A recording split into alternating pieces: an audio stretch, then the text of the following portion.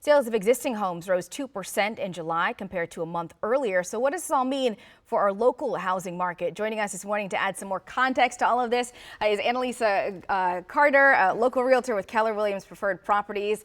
Thanks for being with us. We appreciate it. Thank you so much for having me. So I want to ask you first, what kind of trends and shifts have you seen over the last couple of months when it comes to the housing market? We've certainly had a lot to deal with. Federal layoffs, tariffs, lots of impacts over the last couple of months. So what have you seen? So we're seeing that there's still excitement for buyers. Buyers are still in the good fight. So actually, with the trends that are happening, the interest rates are still pretty much the same. They're hovering in about the mid to high 6%, and they've been that way for the last 10 months. So we're still seeing activity there, but our buyers are more strategic, and they're waiting a bit. They're looking at different areas and different communities and looking at different amenities. So they have the leverage here. Okay.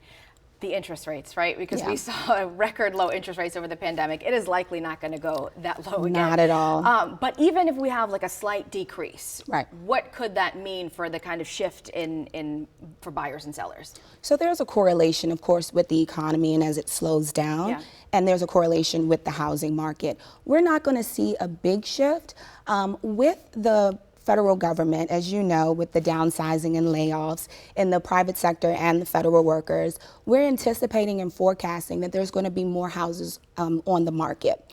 And so what we're asking people to do is look at the interest rate and really strategically think about what you want to do. So this is a great investment moving forward, but the interest rates has to match that. And so if that doesn't happen, then we're not going to see much activity. So you're going to see more houses on the market. Sellers are going to actually have to come down on their prices. And that's a conversation that we're going to have with them just to compete with all the houses that's on the inventory for sure. in the market. And I want to ask you how quickly these houses are coming off the market. Right. Because when we were in the pandemic, I mean, it was like sight unseen, you got to snatch it up, right? So what are we seeing now? We are no longer in that market, okay? What we're seeing is a steady shift. The summer market is completely opposite from this past robust spring market that we have. So it's slowing down a bit. And as we get into the winter months, we anticipate that it's going to be even slower. But going into 2026, if there's no change in the interest rate, of course, with the inventory being so high, then it's going to be more of a neutral market. But there's going to be opportunities to negotiate for the buyers to come down on the prices. Okay. And for people who are maybe looking to purchase in the next couple of months, maybe top of the year, what is the strategy that they need to be working on right now? So they need to save.